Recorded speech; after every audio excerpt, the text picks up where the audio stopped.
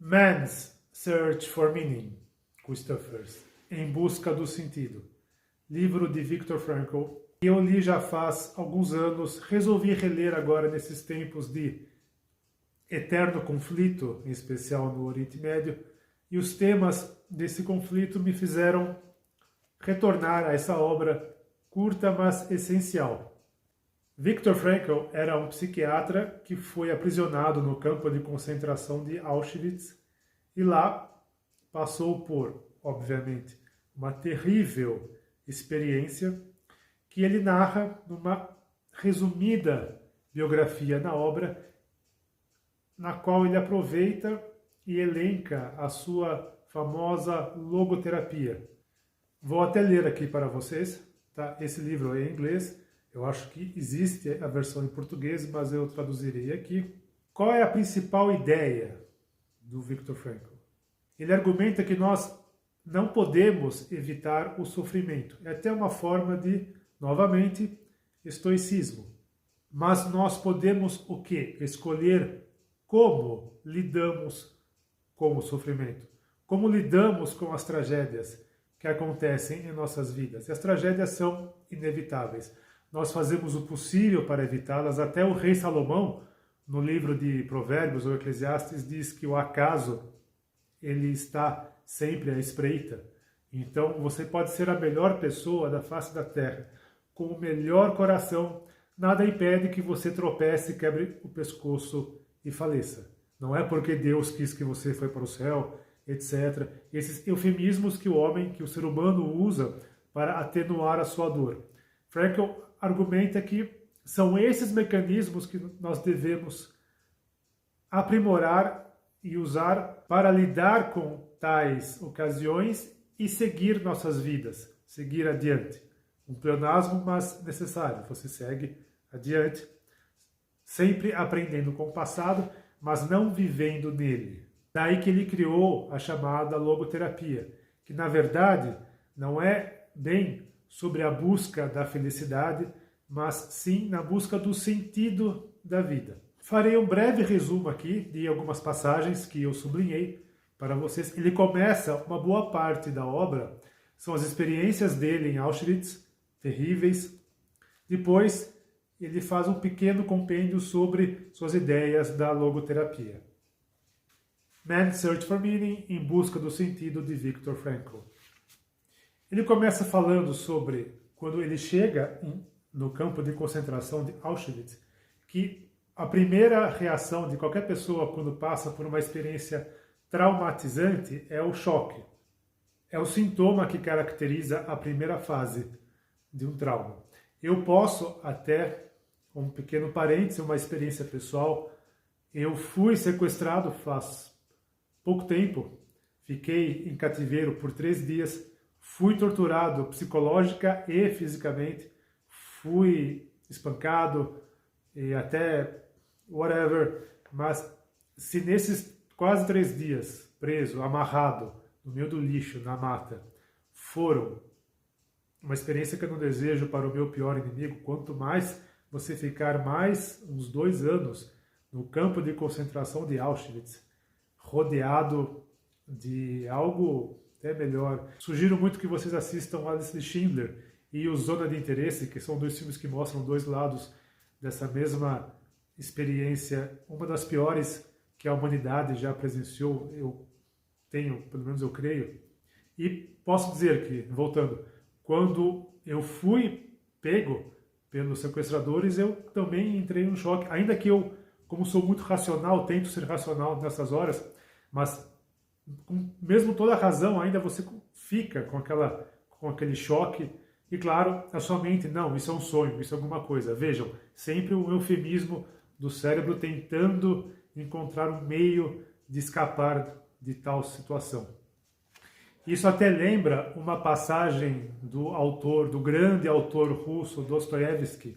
Ele descrevia o ser humano como um ser capaz de se adaptar a quaisquer situações, a quaisquer circunstâncias, sejam elas boas ou ruins.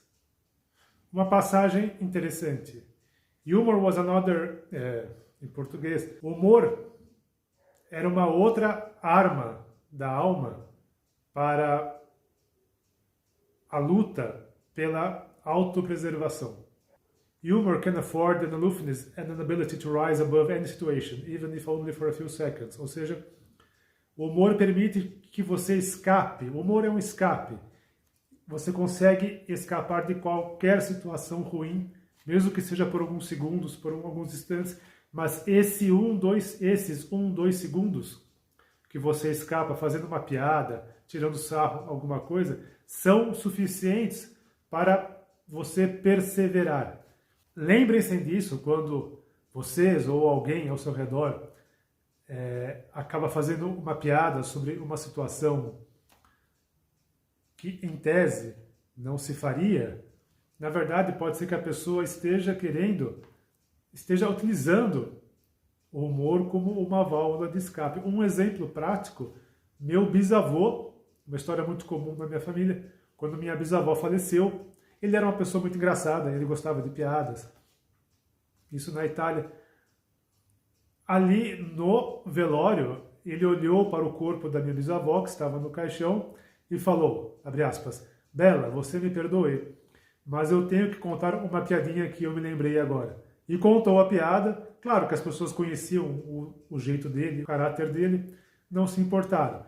Mas provavelmente quem estava lá, eu não estava porque nem vivo eu era ainda, mas quem estava e não o conhecia deve ter ficado boquiaberto ali, algo estapafúrdio, como assim, contando uma piada? Mas na verdade era o método dele, era a maneira própria dele de lidar com aquela tragédia, e não há tragédia maior do que a perda de um ente querido, especialmente seu cônjuge, seu marido, esposa. Imagina a situação, décadas casados, falece, então a pessoa usa o humor para tentar respirar um pouco. E no campo de concentração, isso era muito comum. Era uma das pouquíssimas armas que eles tinham. E hoje também nós podemos usar isso. Dentro das nossas zonas de interesse, nós usamos o humor para tentar escapar, tentar bloquear as coisas ruins ao nosso redor. E ainda, voltando sobre isso, uma outra passagem aqui na página 44. A man's suffering is similar to the behavior of gas. If a certain quantity of gas is pumped into an empty chamber, it will fill the chamber completely and evenly, no matter how big the chamber. Thus, suffering completely fills the human soul and conscious mind, no matter whether the suffering is great or little. Therefore, the size of human suffering is absolutely relative. O que ele diz aqui, que a conduta do ser humano, ela tem a mesma propriedade de um gás. O gás, para quem não se lembra das aulas de química na escola, ele preenche o ambiente de maneira igual, seja uma garrafinha, seja um container gigantesco. Ele preenche todo o ar, todo o volume de maneira homogênea. E os sentimentos humanos são iguais, em especial o sofrimento. E o sofrimento, na própria pessoa, ela preenche todo o seu corpo. O seu corpo e principalmente a sua mente. Vocês já viram pessoas que ficaram doentes ou morreram por tristeza, né? A tristeza, quando a pessoa está muito triste, muito desiludida, ou passou por um desgosto, sofreu um desgosto tremendo, ela acaba ficando doente, morre mesmo sendo uma pessoa saudável. Imagine então você, numa situação dessa, num campo de concentração, sofrendo, vendo as outras pessoas sofrendo, centenas de pessoas morrendo diariamente, como ficaria o seu estado mental? A força mental que você deveria ter para lidar e para sobreviver a isso, para viver seu dia a dia. Uma força extenuante. E o que eles poderiam fazer aqui também? Ele menciona que os simples prazeres, the meager pleasures of camp life, provide the kind of negative happiness, freedom from suffering, as Schopenhauer put it. Então, o que ele disse que eles procuravam quaisquer detalhes que dessem alguma esperança ou alguma alegria. Então, no caso, os cigarros eram muito usados ali. Então, você fumar um cigarro na época, ou comer uma migalha de pão que você guardou da ração do dia anterior, esses pequeninos que hoje, né, como se diz em inglês, you take it for granted, que você, em português não há uma expressão que me lembre, que reflita isso, mas que você dá como algo batido, que você não dá importância, para eles, esses pequenos momentos davam razão para eles perseverarem.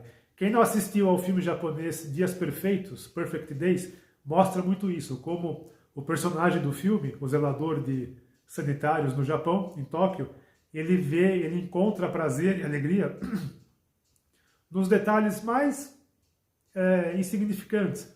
Uma árvore, a brisa. Então, se você consegue, se você se treina para ver as coisas belas, para ver a beleza nos menores detalhes, isso também ajuda a sua mente.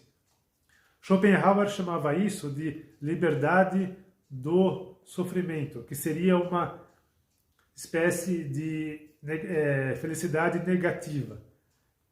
Que é o quê? É você não estar sofrendo tanto. Poderia ser pior, você ainda está sofrendo, mas está sofrendo menos, daí felicidade negativa. Trazendo para cá, para o nosso dia a dia.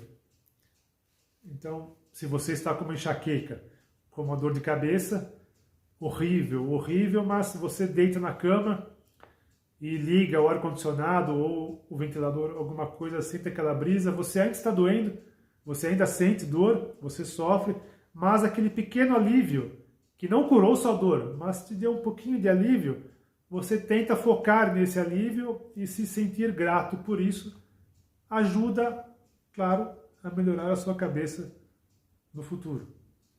Frankl ainda diz, ele faz um apontamento bastante importante, que nós sempre temos uma escolha. Por pior que seja a situação, o ser humano pode escolher.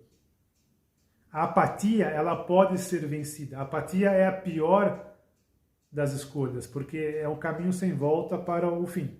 O ser humano tem a capacidade de, mesmo com uma arma na cabeça, eu passei por isso, eu sei, você consegue ter a esperança, a fé, quem acredita em Deus, quem tem uma religião, ou seja o que for, numa energia, ou mesmo se você não crê em nada, mas você tem a esperança que Pandora liberou ao mundo, de que não, ele vai apertar o gatilho e a arma vai travar, eu não vou morrer. Ou, na pior das hipóteses, ele vai atirar em mim e eu não vou sentir nada. Eu, por exemplo, sempre sofri de enxaqueca e no sequestro, quando tinha uma pessoa com uma arma na minha nuca, eu pensava, pelo menos eu nunca mais vou sofrer com dor de cabeça.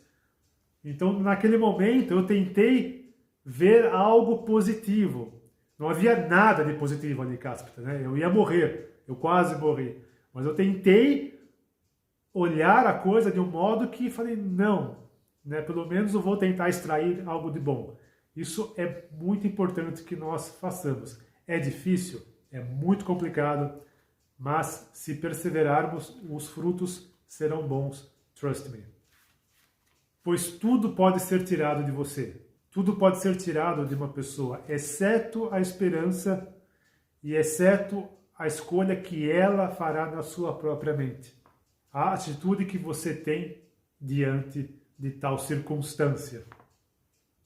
Como dizia Dostoiévski novamente, ele dizia que ele temia não ser digno do seu próprio sofrimento.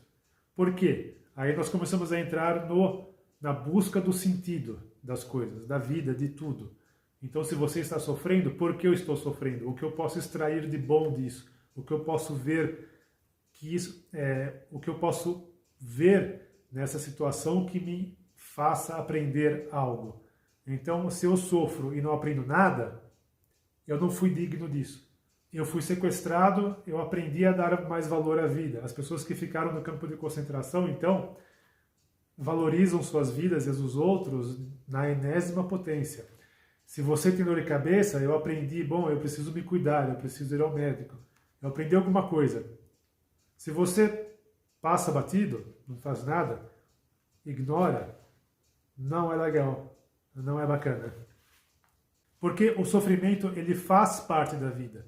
Na nossa vida atual, o homem é imperfeito, o homem é mortal, todos nós morreremos, salvo algum milagre, salvo, não sei, mas é um fato, não dizem. Os impostos e a morte são as únicas coisas certas na vida.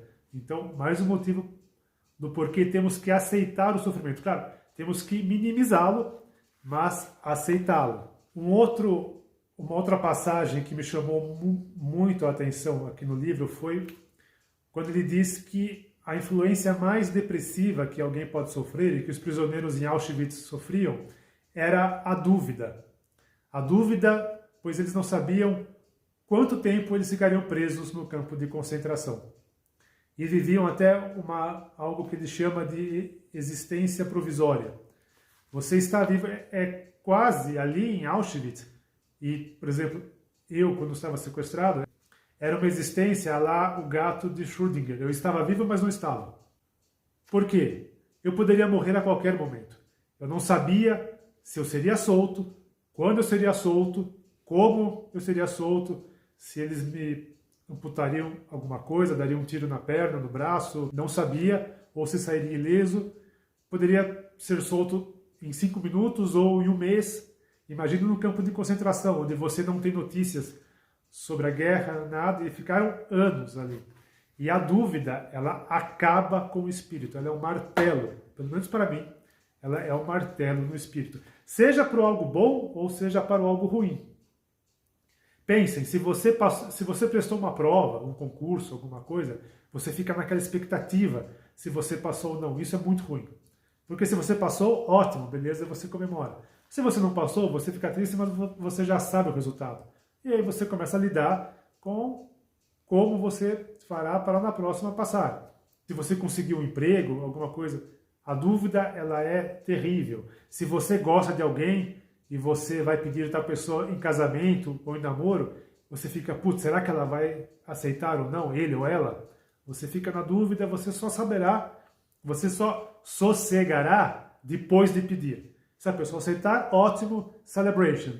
Se ela negar, você chorará, mas pelo menos você respirará. Pronto, já sei a resposta. Imaginem isso num campo de concentração. Daí o termo existência provisória, porque você existe, mas não vive. Ou você vive, mas não existe. Daí vem também a busca do sentido. O que é viver? Qual a definição de viver? Respirar? Eu estou vivendo. Uma pessoa em coma no hospital, ela vive. Ou ela existe? Ela existe.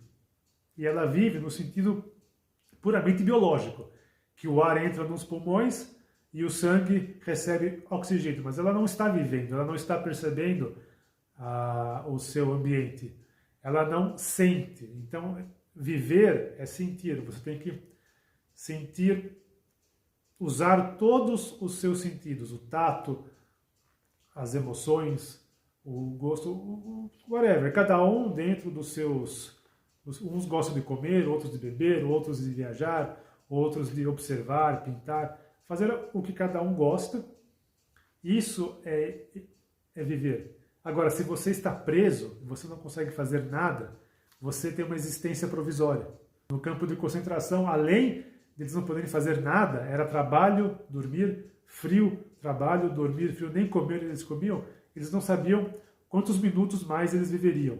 Seja por serem mortos por algum soldado nazista, ou morrer de doenças, de frio, de fome, de sede. Terrível, terrível.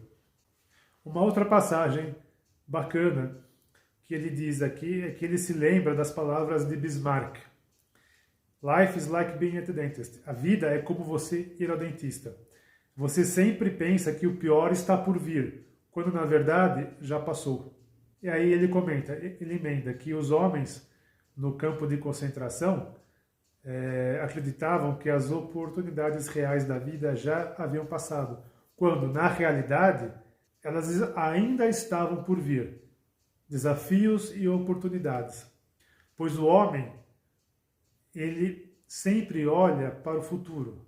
Em latim ele chama isso de subspecie alternitatis. E é esta a sua salvação nos momentos mais difíceis de sua existência. Embora, às vezes, ele seja obrigado a forçar a sua mente para que ele persevere rumo a esse futuro. Sempre devemos olhar para o futuro, nunca para o passado. Aprendemos com o passado, vivemos o presente olhando para o futuro. Lembrando que o futuro será o presente de amanhã. Presente. Presente. Veja, esse foi o futuro do presente passado.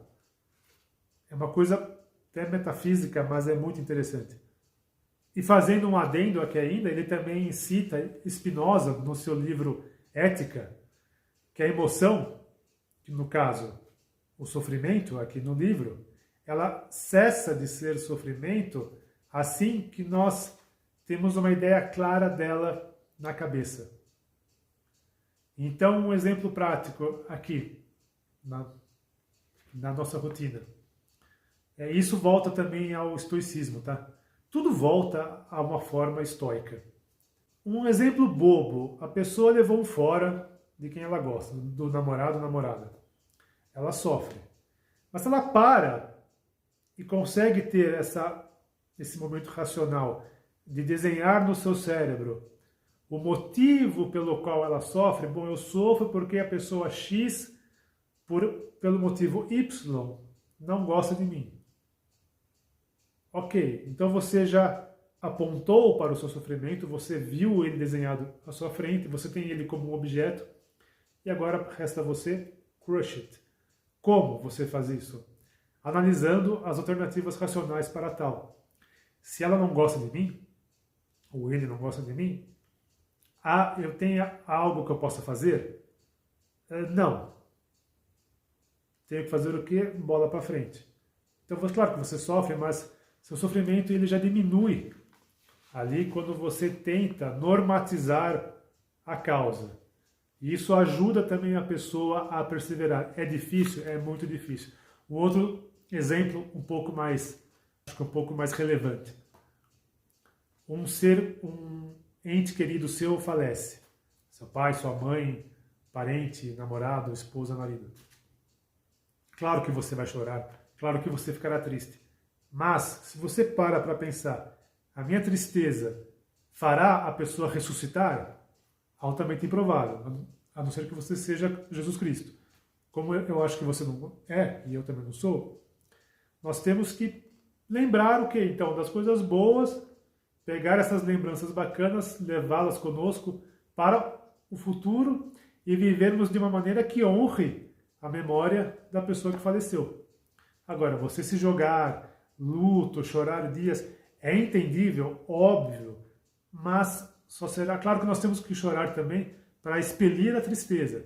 Mas o quanto antes a gente expelir a tristeza e vivermos e olharmos para frente e racionalizar o porquê do sofrimento, mais fácil e mais satisfatória será o sentido da nossa vida.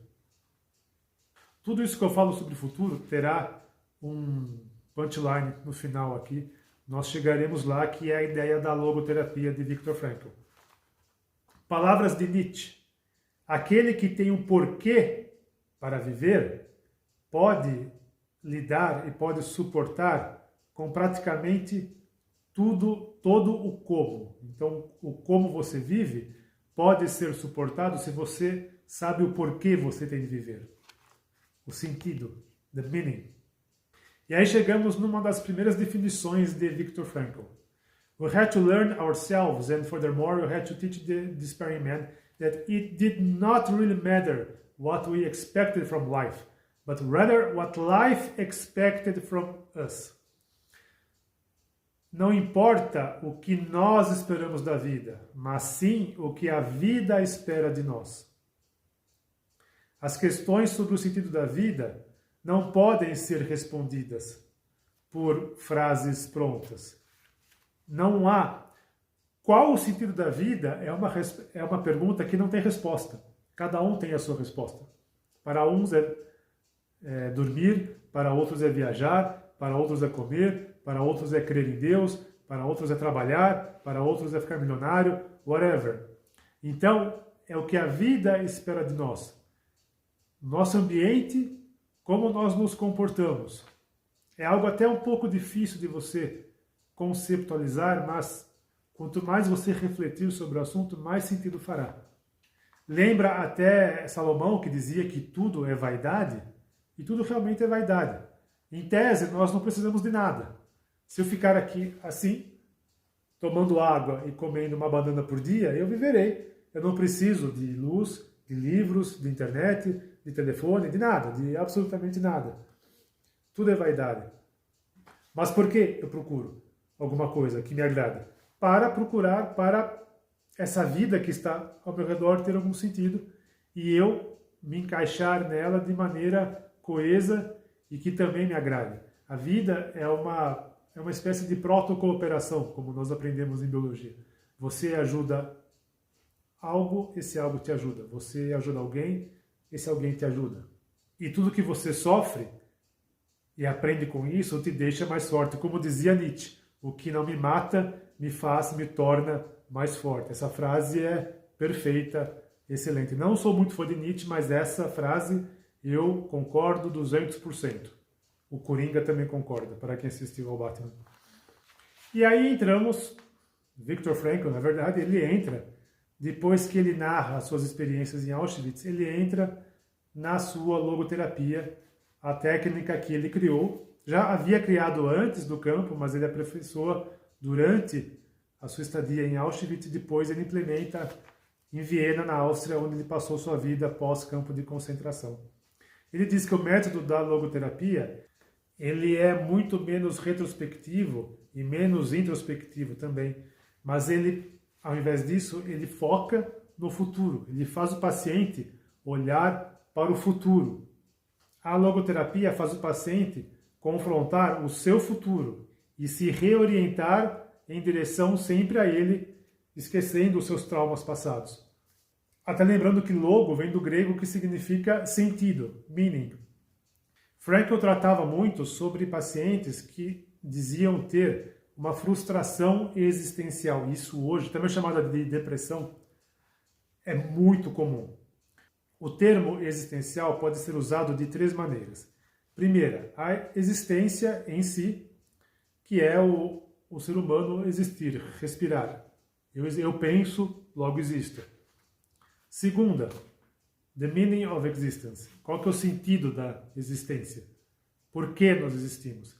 E terceiro, é procurar um sentido concreto para a nossa existência.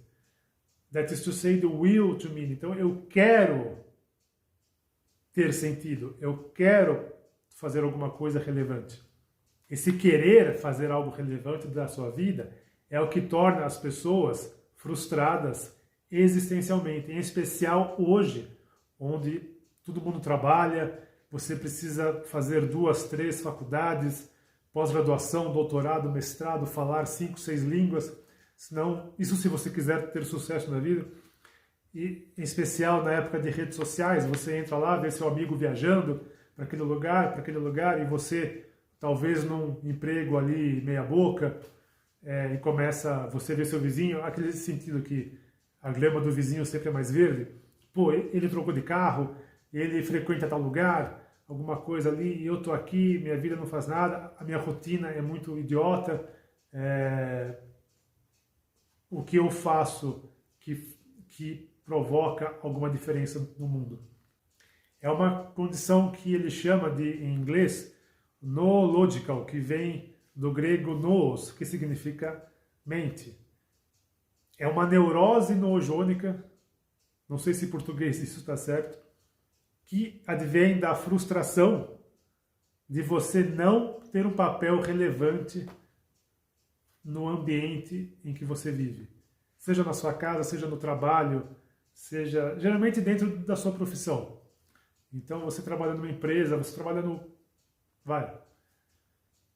na Microsoft, mas você não colabora em nada para lá. Ou você trabalha numa repartição pública, sendo que você é uma peça completamente substituível ali. Você não vê sentido para aquilo. Pô, eu sou uma máquina, a lá Charles Chaplin, nos tempos modernos, e você não vê progresso na sua vida, enquanto você vê outros supostamente fazendo, em especial nas redes sociais, e isso começa a corroer o seu cérebro, a sua mente, o seu espírito, e você cada vez menos quer viver, porque você não vê sentido.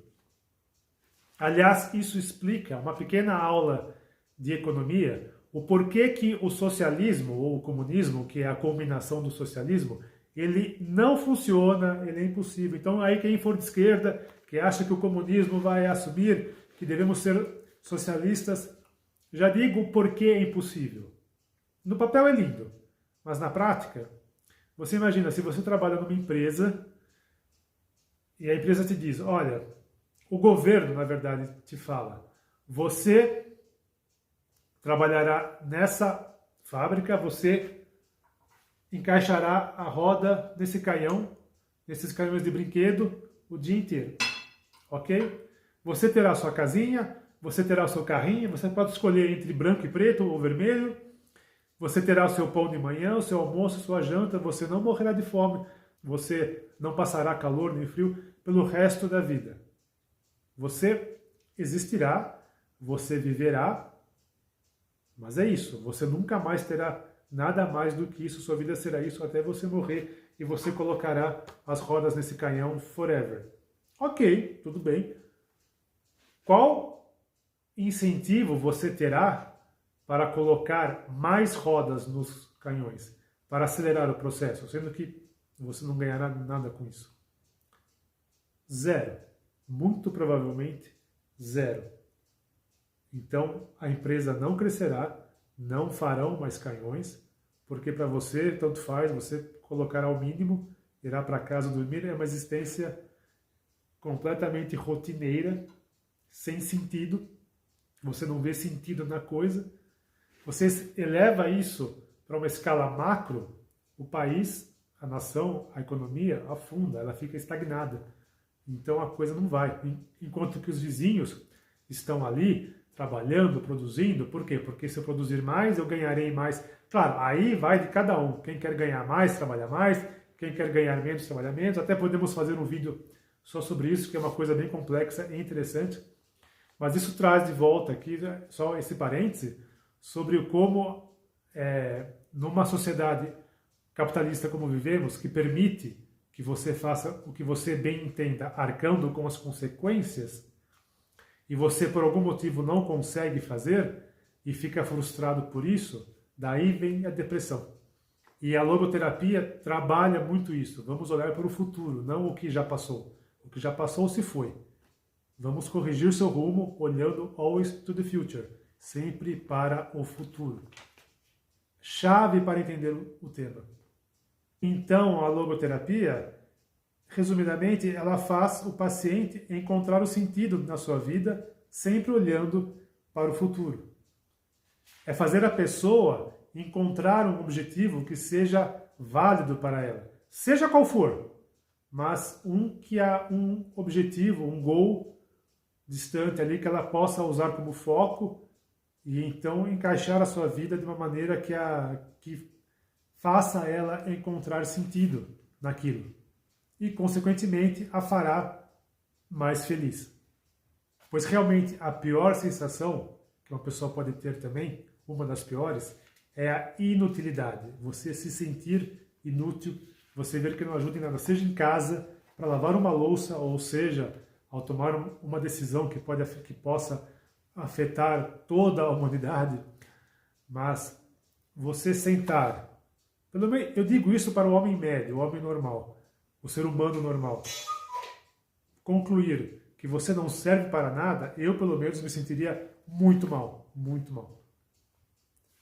Seria um vácuo existencial, e quando você entra num vácuo existencial, my friend, aí se você não procurar ajuda e não se esforçar, você vai ladeira abaixo.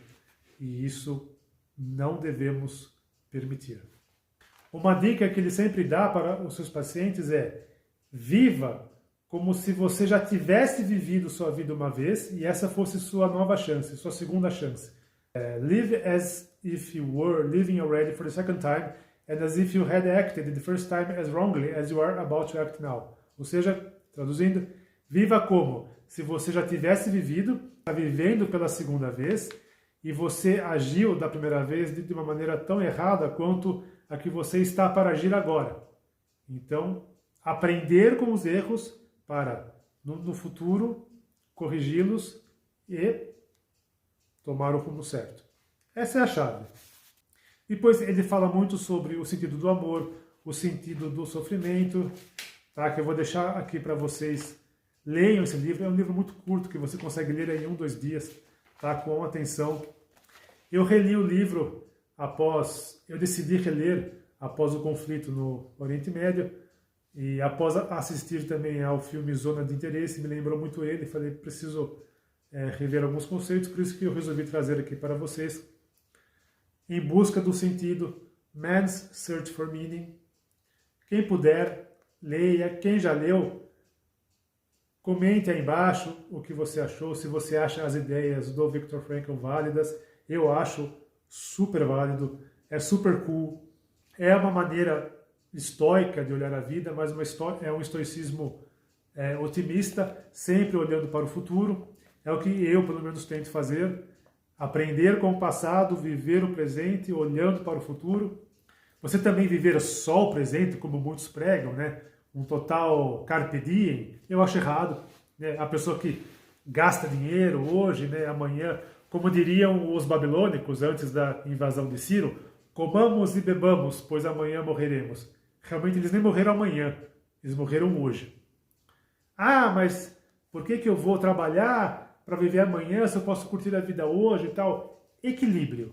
Sejam equilibrados, vivam o agora, mas sempre pensem no amanhã e também nas pessoas ao seu redor, porque os atos que você faz refletem no ambiente. Daí vem o sentido da vida ser o que a vida espera de nós, como nós nos portamos dentro de um ambiente.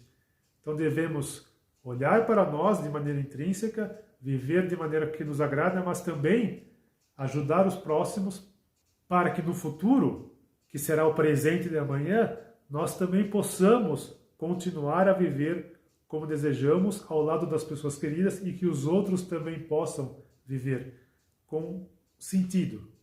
Esse é o sentido, digamos assim, é você viver em harmonia com o que você quer, com o que você deseja e com os próximos, sempre respeitando os próximos. Respeitar o próximo é very cool e fazer o que você gosta, perseguir os seus sonhos, claro, sempre arcando com as consequências, sendo responsável, planejamento, very, very cool.